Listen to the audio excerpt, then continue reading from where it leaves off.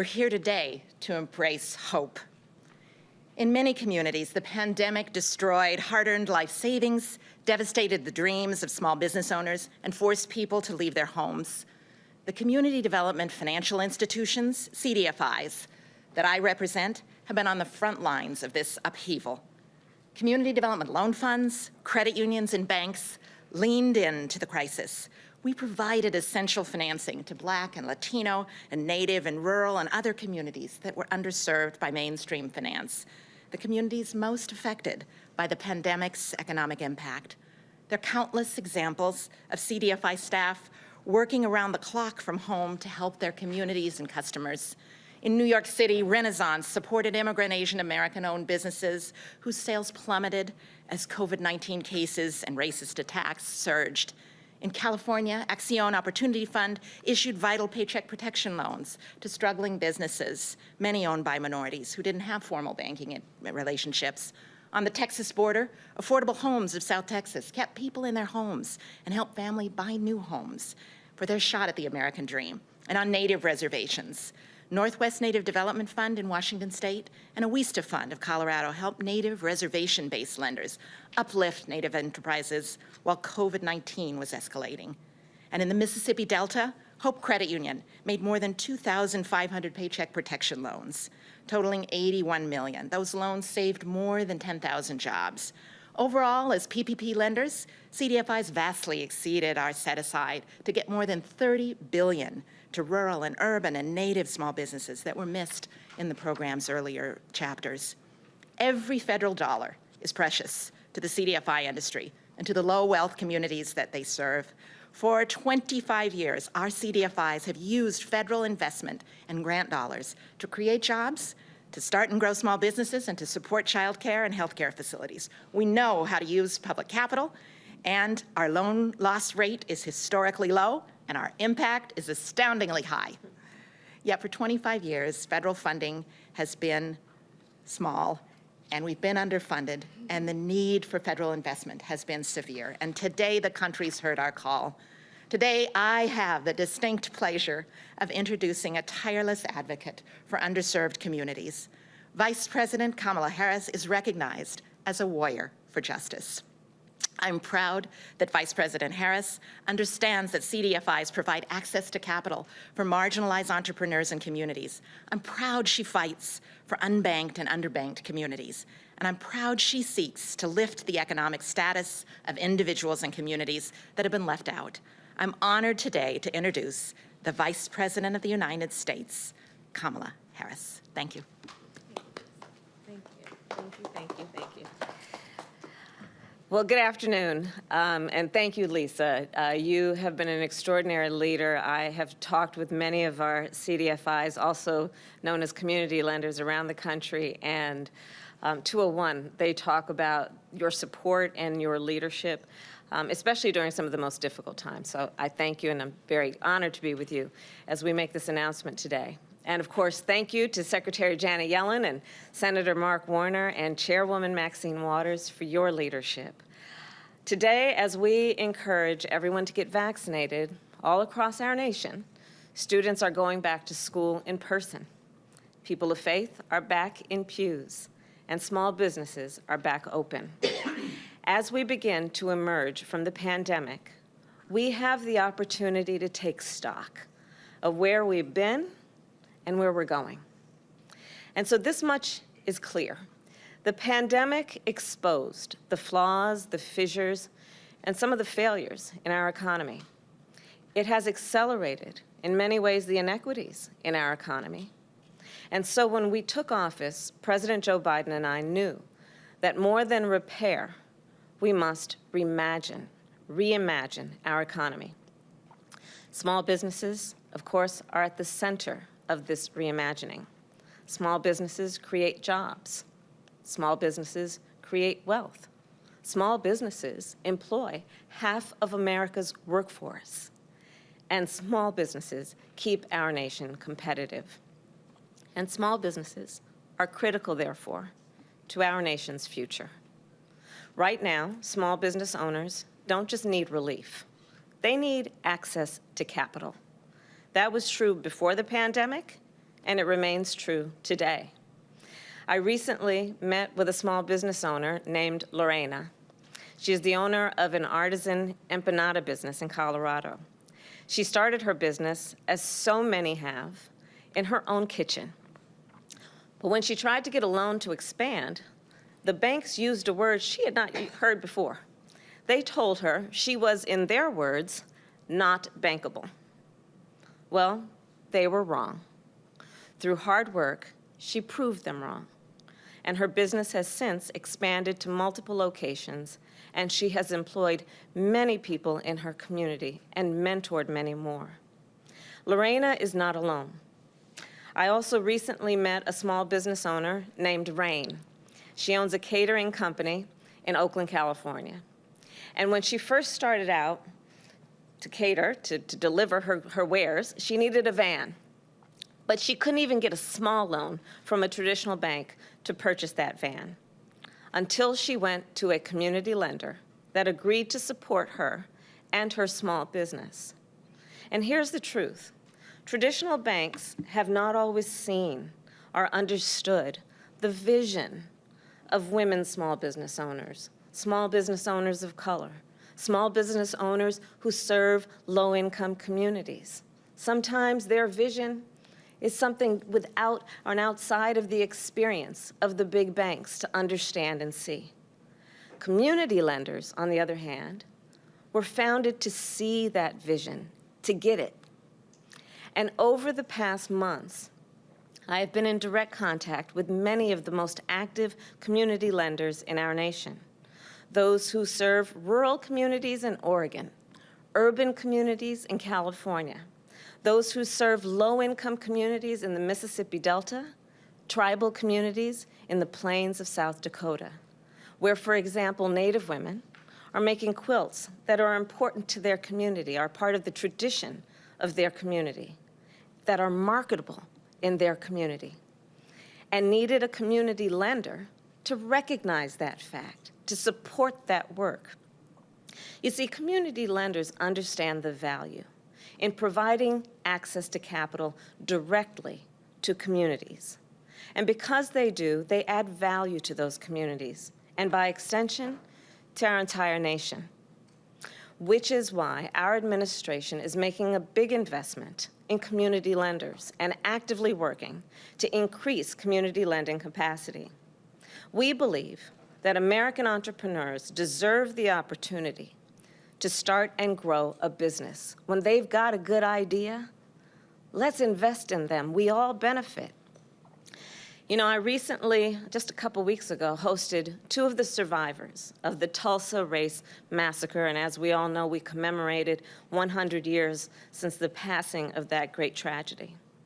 And so two of the survivors, one 107 years old, Mother Viola Ford Fletcher, and her younger brother, 100-year-old Mr. Hughes Van Ellis, came to my office.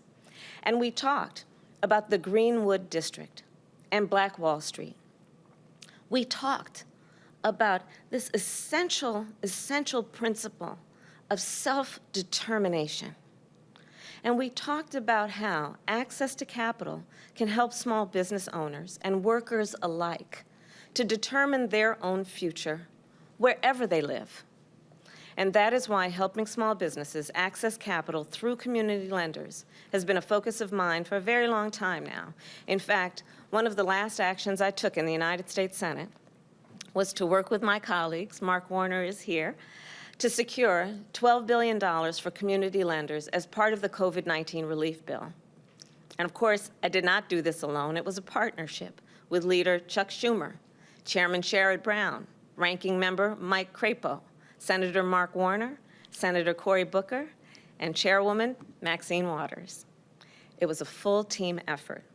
And today I am proud that we are announcing the Rapid Recovery Program, which that bill set up and is now operational. $1.25 billion will be distributed to community lenders through this program. Lenders can use these funds for critical needs, such as to recover from the pandemic themselves. You know, many of these community lenders, you can think of them as small businesses of their own. They're based in the community. They need the support, they need resources, they need technical assistance. So that's part of where this will go. It will help folks pay their own workers, create new products, and get more money out the door to small business owners. And I'm going to give you a website. Lenders can visit treasury.gov for more information. And now I'm honored to hand it over to Secretary Yellen to share more details. I will tell you one of the first topics she and I discussed even before our inauguration was how to increase community lending capacity. We've been working together, our teams have been working together on this issue ever since. I know the Treasury Department has been hard at work to get the Rapid Recovery Program up and running. I thank you, Madam Secretary, for all you do, and I will now pass the microphone to you. Thank you. Thank you, please.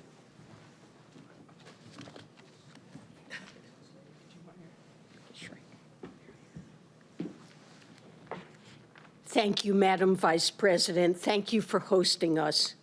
And more importantly, thanks for elevating this issue.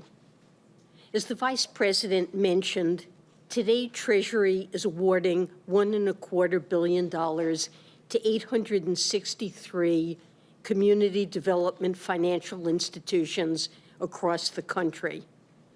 These CDFIs include banks, credit unions, and loan funds, which play a very important role in our financial services ecosystem. They serve people in places the sector hasn't traditionally served well. About 20% of CDFIs are headquartered in what are termed persistent poverty counties. About 40% are headquartered in majority-minority areas, namely communities of color, where they make loans to help people start businesses or buy homes. The Vice President is right. This is one of the first subjects she raised with me, the importance of CDFIs, and it's exactly the right place to focus our attention. Because these questions, who can access credit and capital and who can't, those questions are at the root of many long-term structural problems in our economy. For most of the 20th century, our economy was undergoing a convergence. There were richer areas of the country and poorer areas. But the poorer areas were catching up with the richer ones. The country was rising together. But today, that's less true.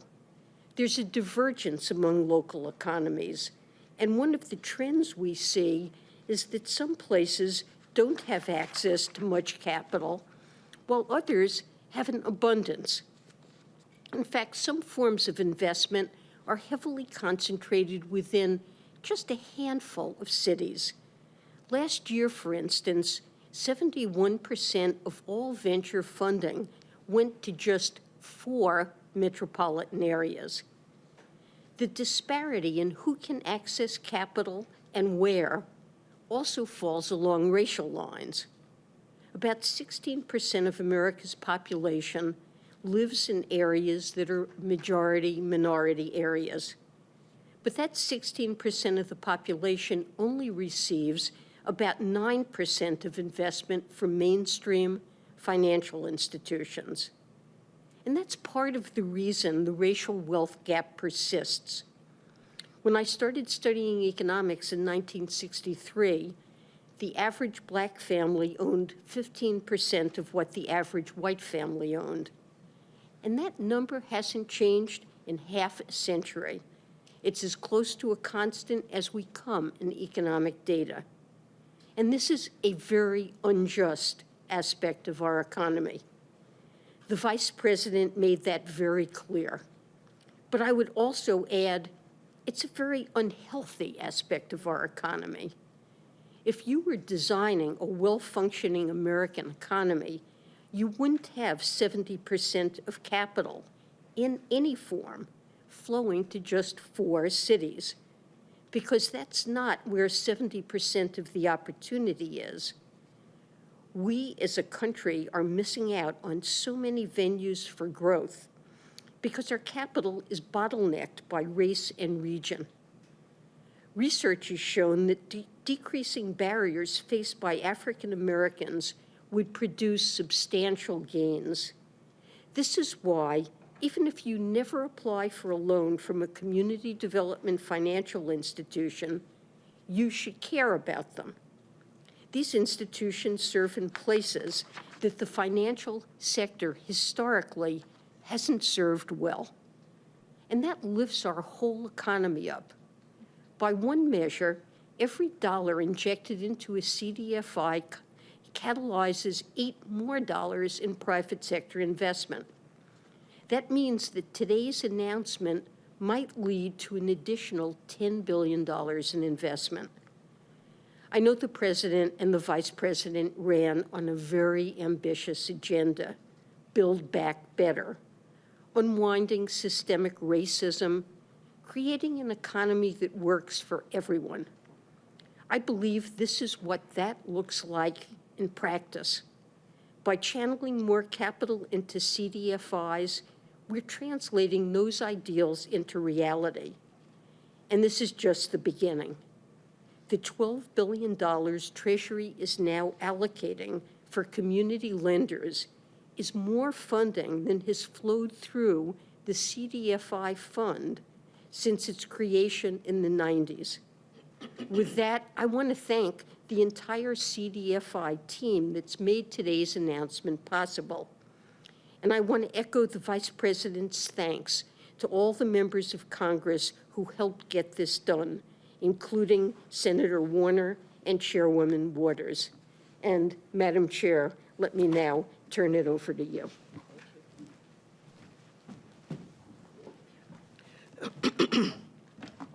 Good afternoon. Thank you for having me today. Before I begin, I'd like to thank Vice President Harris, Treasury Secretary Yellen, and Senator Warner and Mrs. Menchov for their unwavering support and efforts to strengthen our minority depository institutions, that is our MDIs, and community development financial institutions, the CDFIs. These diverse and mission-driven institutions have been instrumental in ensuring that critical aid reaches small businesses, vulnerable communities, and those in dire need during the pandemic. Over the past year, Senator Warner and I have teamed up to pass historical legislation directing the federal government to make capital investments, grants, deposits in our nation's MDIs and CDFIs, because communities of color have been among the hardest hit by the pandemic. I worked with Senator Warner to include key provisions of my bill, the Promoting and Advancing Communities of Color through Inclusive Lending Act, in last December's COVID-19 stimulus package. I'm pleased that this issue is not only bicameral, but also bipartisan, as I was also able to work with Senators Crapo and Brown, Representatives Meeks, and my committee's ranking member, Mr. McHenry, to secure an unprecedented $12 billion in capital investments and grants to strengthen MDIs and CDFIs. Supporting our nation's CDFIs and MDIs has long been a priority for me. Over 40 years ago, I began working with CDFIs in my home state of California and was a founding director of the CDFI Pacific Coast Regional Corporation. The lessons I learned back then are just as relevant today. CDFIs are critical lenders for our communities of color and infusions of capital like the one beginning announced today. I am so proud that this is a game-changing operation. So I'm pleased to be here today for the initial release of $1.25 billion in CDFI and MDI, and applaud the Biden-Harris administration for keeping their promises of an equitable recovery to vulnerable communities. So under my leadership, my committee will continue to look at these issues. CDFIs are high on our agenda, and we're continuing to strengthen them and make them more accessible to our communities. While this is a historic investment, our work does not end here. According to one news report, between 66 and 79% of minority business owners said that their firm's financial conditions were fair or poor during the pandemic, whereas only 54% of white business owners endorsed their firms being in one of these conditions. I see this investment as a down payment on what we need to restore our MDIs and to support our CDFIs. Earlier this month, we commemorated the 100th anniversary of the Tulsa Race Massacre that destroyed Black-owned businesses and killed hundreds of Black men, women, and children. So as we approach the commemoration of the end of slavery in America on Juneteenth, we must acknowledge that we carry the responsibility on our shoulders to make sure that progress is made, that Black and Latinx small businesses remain open and not boarded up, that pandemic relief reaches every family and every community, and that our recovery is equitable across the country.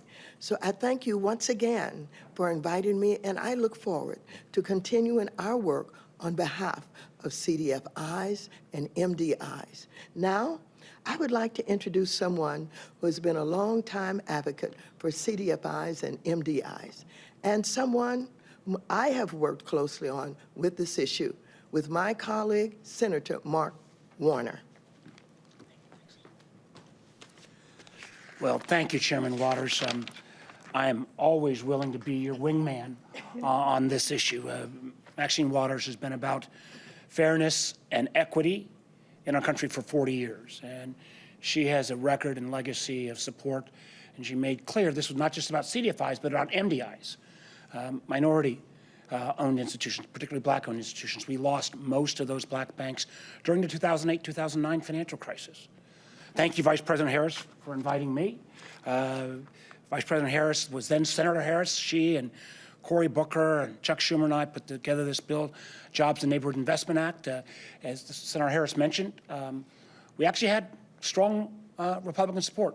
Mike Crapo, the then chair of the Banking Committee, and about a half dozen other Republican senators joined in this effort. Secretary Yellen, it's always great to be with you, and you have made sure that this idea is now being implemented in a way that's fair and appropriate.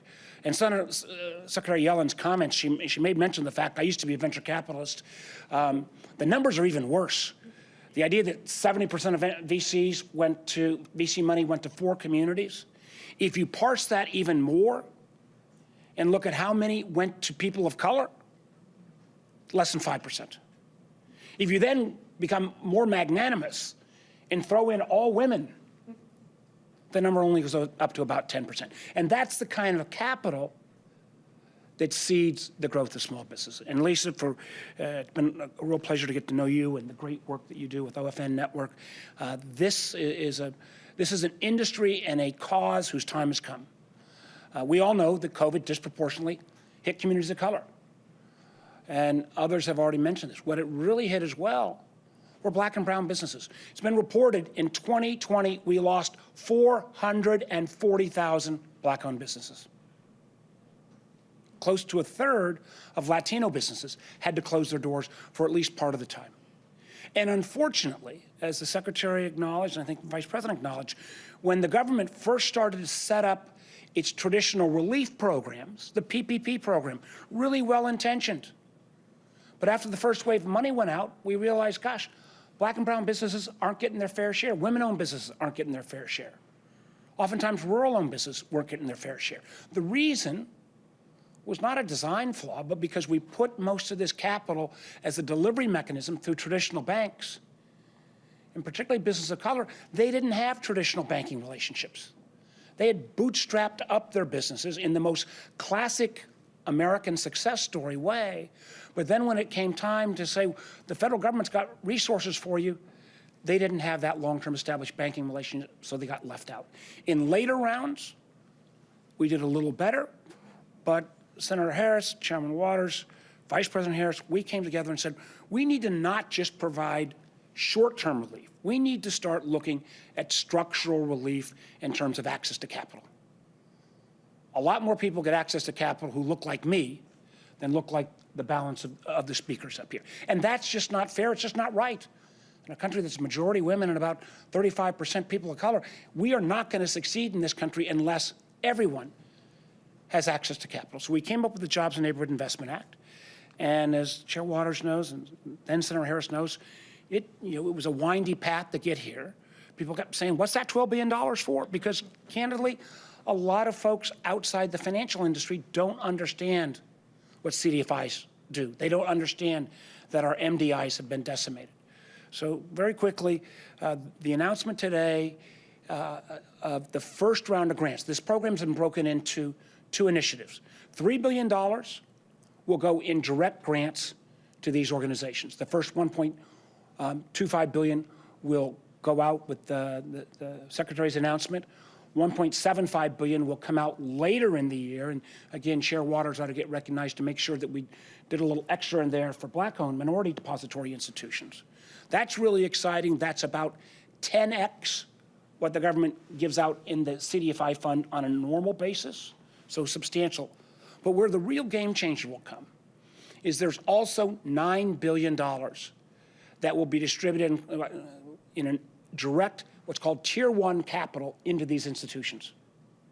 That $9 billion on a traditional banking relationship can be leveraged 10 to 1. That'll mean $90 billion of additional lending to communities who are challenged. By definition, the CDFI has to lend at least 60% to low and moderate income communities.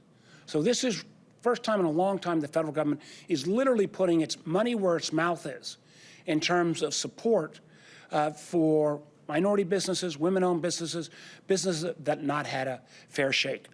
One of the things I've been working with the Vice President on and folks at the Treasury Department on is I think this is a great first step, but this should not be enough. We need to challenge our major institutions, the SIFI banks. They have made a lot of press releases recently, but we need to make sure they actually put real capital up. We need to have a program similar to encourage community banks to lend to women-owned and minority-owned businesses and rural-owned businesses. We need to make sure that corporate America, and Lisa's been talking about this, who say they want to do things to deal with racial inequity in this country, actually put real capital behind. We, with the federal government, have taken a giant step forward with this. It is due to the leadership of these incredible women behind me. I'm happy to be part of the team, and as I said, Maxine, anytime you need a wingman, sign me up. Thank you all so much. Well done. I'm following you.